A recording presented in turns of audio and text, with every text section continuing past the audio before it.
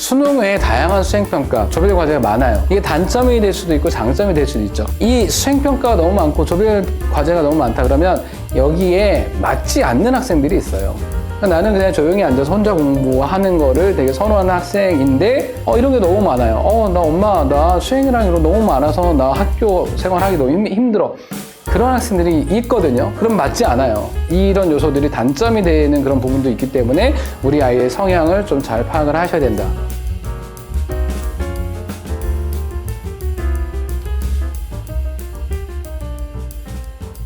안녕하세요. 인사드리겠습니다. 김학수입니다. 오늘은 전사고 관련된 내용이거든요. 전국 단위 자사고. 이 전사고는 다 사립고등학교다 보니까 학교 선생님들이 거의 바뀌지가 않아요. 물론 이 전사고에서 다른 전사고, 이 전사고에서 다른 어떤 일반 사립학교 이렇게 옮겨가시는 선생님들도 계시긴 하시는데 사립학교 선생님들은 거의 바뀌지가 않잖아요. 그러면 제가 이 말씀을 왜 드리냐면 사립학교 같은 경우 선생님들이 안 바뀌기 때문에 아이들에 대한 책임감 이런 부분들이 조금 더 강하다. 물론 국공립 선생님들께서 책임감이 강하지 않다 이런 말씀 드리는 게 아니고요. 국공립 선생님 같은 경우는 이제 몇 년에 한 번씩 이렇게 옮겨 다니셔야 되는 거잖아요. 의무적으로. 근데 사립학교는 그런 게 없기 때문에 그냥 이 학교가 내 학교다 라는 그런 생각들이 조금 더 강하시다. 그리고 또 하나는 물론 다른 어떤 특목고도 마찬가지긴 한데 좋은 아이들을 이제 선발을 하기 위해서, 좋은 아이들이 들어오게 하기 위해서 대입 실적을 많이 좀 신경을 쓸 수밖에 없죠. 제가 이제 하나고에서 진학부장 할 때도 이 대입 실적이 좋아야 좋은 학생들이 많이 들어오니까 그 부분에 대해서 정말 신경을 많이 썼었거든요. 여튼간에 전사고는 전국 단위 자율형 사립고등학교 이렇게 얘기를 하죠. 자, 근데 그러면 자율형 사립고등학교, 이 자율형이라는 게 뭘까요? 그냥 정답을 말씀드릴게요. 교육과정을 이 정도 수업 시수 안에서 너희들이 가르치고 싶은 과목을 편하게 가르쳐 라고 자율적으로 교육과정을 개설할 수 있도록 만들어줬기 때문에 자율형 사립고등학교 이렇게 얘기를 하거든요.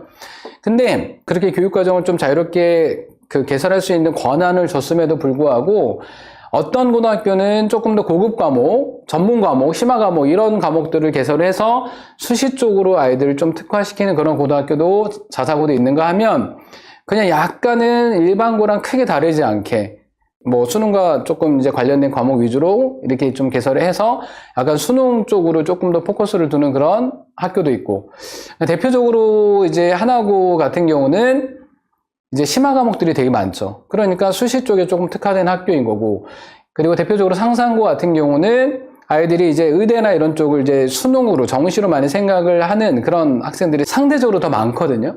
그러다 보니까 수시보다는 약간 정시 쪽으로 아이들이 이제 입시를 준비한, 물론 수시 쪽으로 준비하려고 하는 애들도 있어요. 근데 상대적으로는 하나고는 수시, 그 다음에 상산고는 정시, 이런 쪽으로 약간 좀 다르다. 이렇게 일단 생각을 하시면 돼요. 자, 이제 특징 잠깐 말씀드릴게요. 이거는 공통적인 거. 학생 수준에 맞는 전문 교과 집중적으로 이수할 수 있는 학습이 많다. 아주 기본적인 과목 100. 그 다음에 조금 이제 수준이 있는 과목 200. 정말 많이 수준이 있는 과목 300. 이렇게 해서 구분을 해놓고 교과 이수 체계를 지키게 해요. 웬만하면. 예를 들면 100을 들었으면 바로 300 어려운 과목 들을 수 있는 게 아니라 200을 듣고 300 듣게 하고 이런 식으로. 근데 이제 어떤 학기에는 이 수강 신청할 때 200 듣고 300 들을 수 없는 그런 어떤 상황이 발생할 수 있거든요. 그럼 100 듣고 바로 300 듣는 학생들도 있긴 합니다. 웬만하면 교과 위계를 지키게 해서 100 들으면 200, 200 들으면 300 이렇게 해서 넘어가게. 자, 여튼 간에 학생 수준에 맞게 내가 300을 듣기에는 정말 이제 심화적인 이 과목을 듣긴 좀 어려운 그런 수준이다 그러면 한 200에서 끝나는 그런 경우들도 있고, 자유롭게 수준에 맞는 그런 전문 교과가 개설이 돼 있다라는 거, 이런 어떤 특징이 있고요. 논술, 토론 수업 등 대입 전형에 맞는 맞춤식 수업이 진행이 된다. 심지어 어떤 과목은 지필이 없어요. 그냥 수행 100. 그러니까 토론 아니면 에세이 이런 어떤 부분들로 계속 이제 수행으로만 평가를 하는 그런 과목도 있어요. 그러면 아무래도 발표를 많이 해보잖아요. 그럼 대입 면접에도 되게 강점이에요. 거의 얘기할 기회가 많이 없었던 학생들은 그 부분에 많이 노출이 돼 있지 않아서 대입 면접 준비하는데 시간이 좀 오래 걸린다고 한다면 이런 토론 수업이나 이런 쪽에 조금 노출이 많이 되어 있었던 학생들은 면접에서 되게 강점을 많이 보입니다. 그 다음에 이과 성향 학생들이 많아요. 물론 교육특구나 이런 쪽도 문과보다 이과가 더 많죠. 문과가 더 많은 경우에는 보통 여고의 경우에 같은 여고를 할지라도 무조건 문과가 많다 이런 건 아닌데 상대적으로 문과가 여고의 경우가 조금 더 많은 거죠. 특히 남고는 무조건 이과가 대세고 그런 다음에 남녀공학, 그 다음에 여고 이런 순으로 보시면 돼요. 자, 여튼간에 이과 성향들의 의치한 양, 의학 계열 진학이 많다라는 거. 자, 근데 같은 전사고라 해도 입시 방향이 다르다. 아까 간단히 말씀드렸던 하나고는 약간 수시 쪽, 그 다음에 상사고는 약간 이제 정시 쪽. 그렇기 때문에 우리 아이의 성향이 맞는 학교를 택하는 게 중요하다. 그 다음 생활기록부 관리에 많은 집중을 해줘요, 아이들. 왜냐면 좋은 대입 실적을 내게 하기 위해서. 양질의 생기부가 만들어진다라는 거. 자, 그리고 민사고 여대부고는 상대적으로 해외 진학이 용이해요. 상대적인 겁니다. 말씀드렸지만 민사고 같은 경우는 거의 해마다 조금씩 다르긴 한데, 절반 가까이가 이제 해외 대학을, 유학을 준비하는 그런 학생들이 있고, 그다음 외대부 같은 경우는 한 10에서 20% 정도가 이제 국제반 해서 이것도 해마다 좀 다르긴 하거든요. 물론 국제반 가서 국내반 목표를 하는 애들도 있어요. 해마다 조금 다르기 때문에 상대적으로 전사고에서는 민사고랑 외대부고 정도가 해외 진학에 조금 더 용이하다. 제가 있었던 하나고는 해외반이 따로 없어요. 만약에 해외 유학을 간다 그러면 혼자 준비를 해야 되거든요. 그러니까 만약에 해외 유학까지 생각한다라고 한다면 상대적으로 하나고는 그 수가 적기 때문에 민사고나 외대부고가 조금 더 낫다. 그리고 전국 단위 자사고 작년에 서울대 실적입니다. 딱 10개 놓고 봤을 때 자, 그냥 순서대로 쭉 해봤는데 근데 중요한 건 여기서 크게 두 가지 생각하셔야 돼요. 하나는 정원도 생각을 해야 된다. 정원 대비한다고 하면은 이제 외대부고는 350명, 그 다음에 하나고는 200명, 민사고는 한 150명, 160명 정도 되는 거니까 이제 그 비율로 따지게 되면 외대부고 실적이 1위가 아니다라는 거예요. 근데 일단 정원 빼고 그냥 총 한만 놓고 봤을 때 이런 순서가 되고 그리고 또 보게 되면 수시랑 정시 놓고 봤을 때 수시 실적만 보게 되면 하나고가 제일 많죠. 정원이 적은데도 두 번째가 이제 외대부고, 세 번째가 이제 민사고, 이렇게 돼요. 근데 정시 실적은요, 이거는 N수생들이 많이 포함된 실적이라서, 만약에 어머님들께서, 이 고등학교는 서울대 몇 명 같이 했을 때, 좀 냉정하게 보시려면 정시 실적은 빼고 보시는 게 더 나아요. 그냥 수시 실적만 놓고, 이 고등학교 서울대 실적이 몇 명이구나, 이 부분을 수시 실적만 놓고 판단하시는 게 좋아요. 수시 실적만 놓고 봤을 때는 하나고 31명, 외대부 28명, 민사고 22명. 근데 민사고 이 수시 실적은 국내반 기준으로 해서 이제 나온 실적이라서 요 22명 정말 많이 보낸 겁니다. 그리고 쭉 놓고 보셨을 때 상상고 서울대 3명, 근데 정시가 많죠. 이렇게 완전히 극명하게 대비돼요. 특히 하나고랑 비교했을 때 완전히 대비가 되는 거죠. 자, 그래서 중요한 거는 우리가 그냥 현역의 기준으로 놓고 봤을 때 실적이 어디가 좋냐라고 했을 때 수시 실적만 놓고 판단하는 게 더 좋다. 왜냐면 정시로 요 안에서 재학생이 몇 명인지는 그 고등학교에서 공개 잘 안 하거든요. 근데 거의 한 70% 이상이 여기서 N수생이라고 보시면 돼요. 절반보다도 훨씬 더 많습니다. 외대부고는 지역 인재 전형이 따로 있죠. 지역 우수자 전형이라고 정확하게 얘기하죠. 특징을 잠깐 살펴보면 외대부 같은 경우는 전국으로 뽑는 인원, 그 다음에 용인 지역 학생들만 따로 뽑는 그 인원, 그 다음 하나고는 남녀 따로 뽑는다. 상상고도 남녀 따로 뽑는다. 그리고 인천 하늘고 같은 경우는 전국으로 뽑는 인원이 되게 적다. 그리고 인천 지역만 뽑는 인원도 적죠. 왜냐하면 인천공항공사에 종사하는 학생들 뽑는 인원이 제일 많아요. 그리고 경쟁률을 보시면 대부분 다 2배수거든요. 2배수. 자, 2배수이기 때문에 여기 노란색으로 칠해진 부분, 요 부분들을 만약에 우리 학생들이 만약에 주요 과목에서 B가 한두 개 있다라고 한다면 2대1을 훌쩍 넘는 그런 전사고 지원하면 1단계가 통과 안 될 수 있어요. 왜냐하면 아시겠지만 1단계에서는 내신으로만 통과를 시키기 때문에. 근데 2대1이 조금 안 되는 데에는 주요 과목 내신에서 B가 한두 개 있다 하더라도 1차 통과되면 면접으로 정말 열심히 준비해서 면접으로 뒤집을 수 있다. 일단 그렇게 해서 B가 있는 경우에는 주요 과목에서 경쟁률을 보고 막판에 지원 전략을 세워야 된다. 장점 잠깐 말씀드릴게요. 자, 일단 고입을 준비해보면 자기소개서 쓰죠. 고입에서 1단계 통과가 되면 면접을 보죠. 근데 대입에서 학생부 종합전형도 면접을 안 보는 대학도 있긴 하지만 면접을 보는 대학들이 많아요. 예, 그래서 일단 고입을 한번 경험을 해보면 대입에서도 내가 고입 준비할 때, 자사고 준비할 때 면접 해봤으니 대입에서도 아이들이 조금 더 편하게 생각하는 아이들이 많습니다. 그래서 고입을 준비해보면 대입의 학생부 종합전형을 조금 더 수월하게 준비할 수 있다는 거, 그런 장점이 있습니다. 자, 두 번째. 고교 학점제에서 이제 유리하죠. 왜 유리하죠? 전공 관련 과목이 되게 많아요. 아까 말씀드렸지만 그 심화 과목들이 많이 있기 때문에 자, 그 부분. 그 다음에 교내 활동들이 되게 많아요. 그 부분은 좀 이따 이제 각 전사고별로 말씀드리긴 할 텐데 그런 활동들이 되게 많아요. 그러니까 생기부가 양적으로 채워줄 수 있는 그런 내용들이 많습니다. 결국에는 대입 실적으로 이게 이어지는 거예요. 아까 그리고 제가 말씀드렸지만 전사고는 다 사립학교예요. 그러니까 좋은 학생들을 유치를 하려면, 좋은 학생들이 많이 지원하게 만들려면 아무래도 대입 실적이 좋아야 된다. 그러니까 학교에서 신경을 많이 씁니다. 그리고 면학 분위기가 너무 좋죠. 난 놀고 싶은데 다 공부하고 있어요. 그럼 나도 공부하게 된다. 근데 무조건 공부만 하지는 않아요.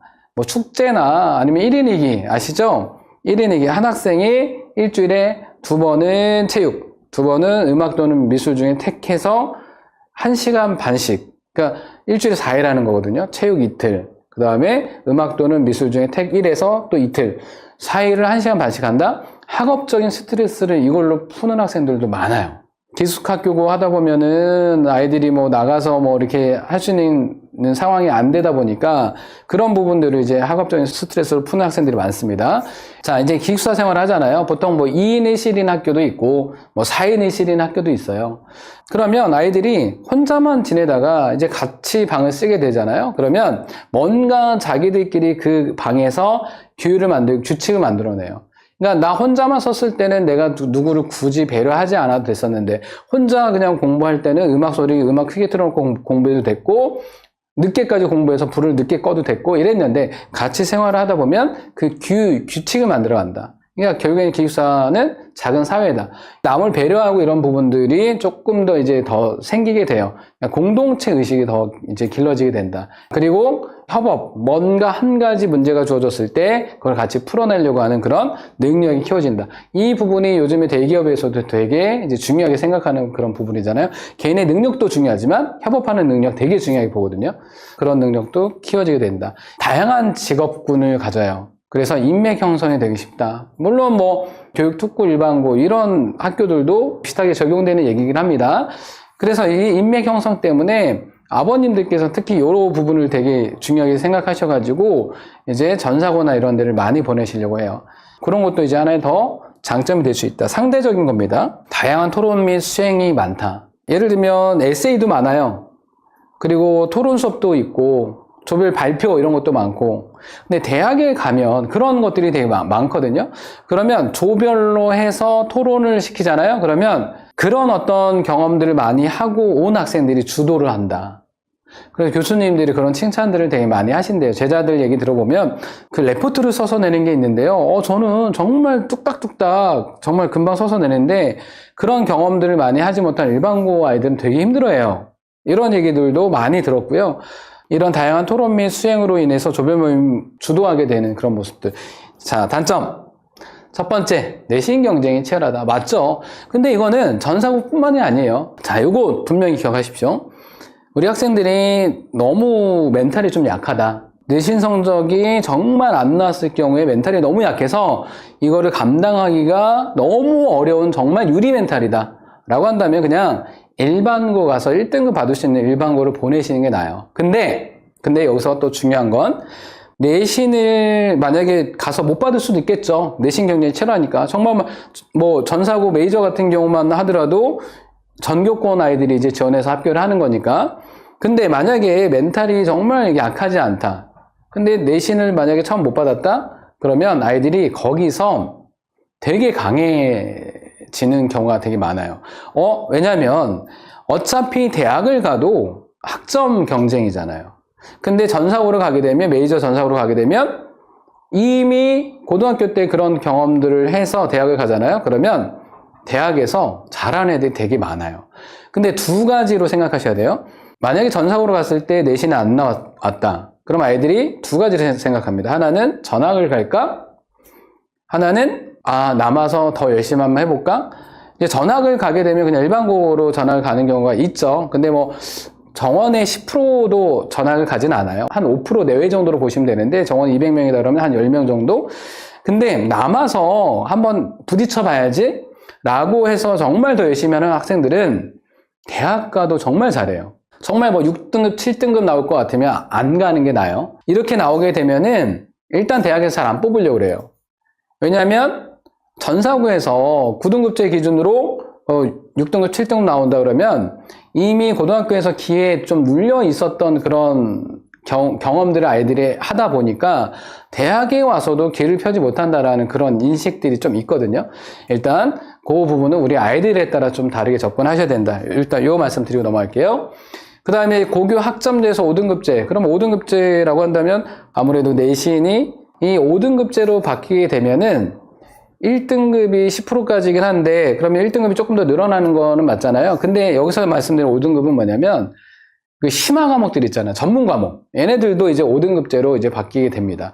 그러면 이제 한 가지 이제 약간 뭐 실력적으로 조금 이제 자신 없어 하는 학생들 같은 경우는 전사고에 개설된 심화 과목들, 이런 부분들에 대해서 과감하게 수강하는 것 자체를 약간 꺼려할 수도 있어요. 약간 피할 수도 있습니다. 일단 그렇게 생각을 해볼 수 있겠죠. 조금 쉬운 과목 위주로 가는 학생들도 좀 있을 거다. 자, 그 다음에 일반고에 비해서 적은 정원, 뭐 외대부고 이런 곳은 정원이 많아요. 350명, 하나고는 300명. 근데 이제 민사고 같은 경우는 150, 160명 정도 되거든요. 근데 그 중에서 국내반 또 해외반으로 나누게 되면 실질적으로 순수한 국내반 학생들은 그렇게 또 많지가 않아요. 그러니까 이제 일반고에 비해서 상대적으로 좀 적은 정원 때문에 등급받는 게 조금 이제 수월하지 않은데, 근데 아시지만 대학에서 이제 아이들을 뽑을 때, 특히 학생부 종합전형으로 아이들을 뽑을 때 이런 부분들까지 다 감안하고 뽑잖아요. 이 학교는 정원이 좀 적네. 이 학생은 이 학교에서 어려운 과목 위주로 수업을 들었네. 수강 인원이 적어서 등급이 조금 안 나온다 하더라도 그런 부분들을 다 감안해서 뽑는 게 학생부 종합전형이잖아요. 그러니까 그런 부분에 있어서 크게 불이익을 주지는 않아요. 그러니까 일반고에서는 무조건 9등급제에서 1등급이 돼야 서울대를 간다고 한다면, 전사고 같은 경우는 3등급 때 이렇게 나온다 하더라도, 4등급 초반, 이렇게 초중반 나온다 하더라도 서울대에서 뽑아주는 거는 그만큼 이제 학교의 상황을 일단 분석을 하고 아이들을 선발하기 때문에 그렇습니다. 자, 그 다음에 수능 외에 다양한 수행평가, 조별 과제가 많아요. 그러니까 이 말씀이 왜 단점으로 제가 말씀드렸냐면, 이게 단점이 될 수도 있고 장점이 될 수도 있죠. 근데 왜 단점으로 여기다 넣어놨냐면, 이 수행평가가 너무 많고 조별 과제가 너무 많다 그러면 여기에 맞지 않는 학생들이 있어요. 그러니까 나는 그냥 조용히 앉아서 혼자 공부하는 거를 되게 선호하는 학생인데, 그런 아이인데, 이런 게 너무 많아요. 나 수행이랑 이런 거 너무 많아서 나 학교 생활하기 너무 힘들어. 그런 학생들이 있거든요. 제가 이제 하나고 있었을 때도 그런 학생들이 있었고, 그럼 맞지 않아요. 이런 요소들이 단점이 되는 그런 부분도 있기 때문에 우리 아이의 성향을 좀 잘 파악을 하셔야 된다. 기숙사 생활을 하게 되는 게 일반적이죠. 하나고는 한 달에 한 번만 집에 올 수 있고, 금요일 날 귀가해서 일요일 저녁에 귀교하게 되고, 그 다음에 뭐 외대부고는 이제 일주일에 한 번 나올 수 있고, 근데 일주일에 한 번 나올 수 있지만 예전에 비하면 좀 타이트해진 것도 있긴 합니다. 기숙사 생활을 하다 보니까 평소에는 사교육을 받을 수 없다. 그러니까 사교육의 시스템이 맞춰진 학생들이 있잖아요. 근데 고등학교 가서 만약에 기숙사 생활을 하면서 사교육을 못 받는다 한다 하더라도 아이들이 거기에 맞춰가지고 인강도 듣고 또 그렇게 맞춰서 공부해요. 우리 아이 학원 무조건 다녀야 되는데 라고 생각하실 수도 있지만, 또 그 학교 환경에 금방 또 적응이 되는 그런 부분이라서 무조건 뭐 학원에 뭐 사교육을 보내야 된다 이런 부분을 생각하지 않으셔도 돼요. 근데 그래도 사교육은 좀 도움 받아야 돼, 우리 아이는. 그러면은 그냥 일반고 쪽으로 보내시는 것도 생각을 하셔야 됩니다. 기숙사로 인한 사교육 혜택이 좀 적을 수 있다라는 거. 그 다음에 학업에 대한 의지가 약한 학생들이 있죠. 무조건 어머님들 어떤 손바닥 안에 있어야 돼요. 어머님 품 안에 있어야 돼요. 이놈 새끼, 이거 딴짓하고 있는 거 아냐? 이제 부모님의 어떤 품을 좀 떠나게 되는 거잖아요. 기숙학교를 가게 되면. 그러면은 무조건 부모님 이 품 안에서 부모님이 이렇게 해라, 뭐 챙겨주고 이랬던 학생이 갑자기 이제 어머니, 부모님 통제를 벗어난 이런 기숙사 학교를 가게 되면 학업 의지가 약한 학생은 계속 약하게 3년을 보내는 학생도 있어요. 어머님 입장에서 내가 우리 아이를 고등학교 3년 동안 좀 끼고 좀 챙겨야 된다. 그런 성향의 학생이면 오히려 어머님들이 전사고 보내시는 거는 좀 이것도 좀 생각을 한번 해보셔야 돼요. 근데 그러니까 의지가 약한 학생들이 많지는 않아요. 기숙사에 있는 학교를 가게 되면 그 환경에 또 적응해서 주변을 다 둘러보니까 다 공부하네, 난 놀고 싶은데 그러면 또 공부하게 되는 학생들도 많아요. 그러니까 이제 환경이 우리 학생들한테 그 자기주도 학습으로 바꿀 수 있는 그런 어떤 부분들도 있고, 난 놀고 싶은데 다른 애들이 다 공부하고 있으니 나 혼자 놀 수는 없고, 그럼 나도 공부해야지, 이런 어떤 그 형식으로 바뀌는 학생들도 좀 있기 때문에 단점을 오히려 우리 아이들의 어떤 성향이나 이런 부분들을 좋은 어떤 성향으로 만들 수 있다라는 것도 일단 생각을 해보시면 괜찮습니다. 자기소개서 특징을 잠깐 말씀드릴게요. 상상고 같은 경우는 책 3권을 각 300자 이내로 쓰게 돼 있어요. 그러니까 면접에서도 독서를 물어보는데 자기소개서 안에서도 이제 독서를 쓰게 돼 있는 이런 부분. 그리고 현대청운고 같은 경우는 이 부분이 혹시 바뀌었나 이런 부분을 좀 확인했는데, 정주영 정신, 왜냐하면 현대청운고 자체가 현대그룹에서 만든 학교이기 때문에, 그래서 이 정주영 정신을 200자로 적는 게 이게 여전히 올해도 있더라고요. 이거는 확인 한번 해봤거든요. 바뀐 부분이 없나 해서. 그래서 여튼간에 요 각각의 그 고등학교에서 이 특징적인 그런 부분들이 있어서 자기소개 작성할 때도 정주영 정신, 어떤 정신이 있을까? 가장 기억에 남는 거 해봤어 이런 거 있잖아요. 해보지도 않았는데 미리 포기하지 않는 그런 정신. 가장 어떻게 보면 우리 어머님들께서 이 부분을 좀 도와줄 수 있는 그런 부분이라고 생각합니다. 전사고 프로그램 특징은 그 학교별로 해서 찾아서 이건 보여드리는 거거든요. 이건 왜 보여드리냐? 10개 학교를 다 보여드릴 거예요. 우리 학생들이 자소서를 쓴다고 했을 때, 예를 들면 전사고 중에서 예를 들면 하나고 외대부고를 왜 지원했는지, 예를 들면 하나고 지원한다 그러면 선택형 교육과정, 내가 듣고 싶은 과목을 들을 수 있기 때문에 지원하게 되었다. 근데 이 선택형 교육과정은 이제는 크게 메리트가 되지 않아요. 자, 이것도 되게 중요한 얘기입니다.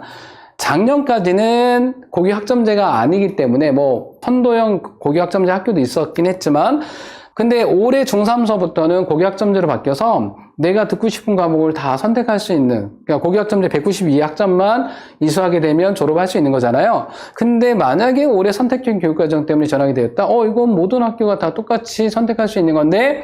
라고 생각을 하게 되는 거거든요. 그러니까 이걸로 적는 거는 올해부터는 안 쓰는 게 더 좋아요. 이해되셨죠? 그럼 예를 들면 국제학습 심포지엄, 이거는 해외 학생들을 초청을 해가지고 하나의 주제를 가지고 토론시키는 그런, 토론하고 일주일 동안 같이 이제 교류하는 그런 프로그램이거든요. 자, 이거는 이제 중학교 학생들한테도 참관할 수 있는 그런 기회를 줘요. 그렇기 때문에 이 국제학술 심포지엄이나 아니면 외대부고의 ARC 어떤 그 연구할 수 있는 이런 프로그램이나, 자, 지원 동기에도 각각의 프로그램 활용해서 쓸 수 있고, 또 하나는 입학 후 활동 계획 있죠. 예를 들면 외대부고에 전하게 되면 이러이러한 활동을 할 것입니다 라고 쓸 때 의학 동아리인 어떤 동아리에 가입하여 이러이러한 활동을 할 거다라고 구체적으로 딱 명시를 해주는 거. 자, 그런 부분들 때문에 이렇게 정리를 해봤습니다. 제가 잠깐 비킬게요. 자, 이거는 어머님들께서 캡처하셔도 되고, 우리 학생이 희망하는 고등학교를 딱 집어가지고 지원 동기랑 입학 후 활동 계획 적으시면 돼요. 자, 그리고 또 보시면은 천안불기고 남아수독 우고서, 이건 되게 오래전부터 했던 프로그램 중에 하나죠. 그 다음에 김천고, 덕채지, 삼품제, 인성 프로그램이 있고, 현대청운고는 정주영 학이라 그래서 정주영 정신을 어떤 탐구하는 과제 연구 어떤 수업 그런 일환으로 생각하시면 됩니다. 그런 부분들이 있고, 포항제철고도 선택형 중심 교육과정 이 부분보다는 심화교과, ITP나 ATP 아니면 AI 융합교육과정, 융합교육과정 같은 경우는 전사고에 좀 많이 있는 프로그램 중에 하나거든요. 이런 어떤 프로그램을 이제 선택해서 지원 동기나 입학과 활동기에 적용되고, 광양제철고도 뭐 미래대학 프로그램 기타 등등. 그래서 이것도 어머님들께서 캡처를 해 놓으시고, 그 다음에 이 부분은 나중에 지원 동기나 입학과 활동기에 쓸 때 적으시면 된다. 근데 제가 이 말씀 좀 드릴게요. 지금 말씀드리는 천안 북일고, 특히 포항제철고, 광양제철고는 아까 제가 잠깐 보여드렸지만 경쟁률 자체가 너무 약해요. 요즘엔 너무 약해졌어요. 올해도 경쟁률이 이만큼 높지는 않을 거예요. 그러다 보니까 조금 이제 경쟁률이 약해지면 그만큼 들어가는 게 조금 더 수월해지는 거잖아요. 그러다 보니까 수시 실적도 약하고, 또 그렇다고 수능이 또 잘 나오는 건 아니고. 그러니까 제가 이거를 왜 강조를 드리냐면, 똑같은 전사고를 할지라도 경쟁률이 높아서 인기 있는 전사고는 여전히 실적도 괜찮고 대학에서 적극적으로 많이 뽑아주는데, 경쟁률이 약해가지고 1단계 통과되는 게 쉽고 최종 합격까지 합격하는 게 쉽고 라고 한다면 대입 실적에서도 좀 약하다라는 그 말씀 좀 드리는 거거든요. 그래서 일단 광양제철고가 예전에 비해서 많이 약해졌고요. 그리고 포항제철고도 많이 약해졌어요. 예전에 포항제철고는 수시 실적만 놓고 봤을 때는 정말 괜찮았거든요. 서울대만 20-30명씩 수시로 막 보내고 그 이상 보내기도 했었고, 근데 요즘에 포항제철고도 조금 많이 예전 같지는 않아요. 그러니까 물론 포항 쪽 주변에 계시는 어머님들께서는 포항제철고 여전히 이제 많이 생각을 하시는데, 그래도 실적 면에서 포항제철고가 나쁘지는 않은데 예전에 비하면 조금 약해졌다. 그러니까 어머님들께서 우리 아이 이 학교를 보내는 게 좋을까? 크게 일단 생각하시는 게 실적 많이 생각하시죠. 두 번째는 우리 아이들의 성향을 많이 생각하셔야 돼요. 성향. 수시 쪽인지 정시 쪽인지. 그러니까 제가 이 학교는 수시인지 이 학교는 정시인지, 그리고 예전에 비하면 아이들의 학업적 역량이 어떻게 변했는지. 그러니까 대입 진학 실적이 점점 조금씩 약해진다. 그 말은 아이들의 학업 역량도 약해지고 있다고 생각하셔야 돼요. 그러니까 대학에서 그 부분을 대번 알고 여기 예전 같지 않은데, 그러니까 내신을 더 타이트하게 뽑는 거예요. 그러니까 이런 부분들 잘 기억하고 계셨다가 그래 그럼 우리 아이는 이쪽보다 이쪽을 조금 더 생각하는 게 좋겠구나, 그 부분 생각하시면 됩니다.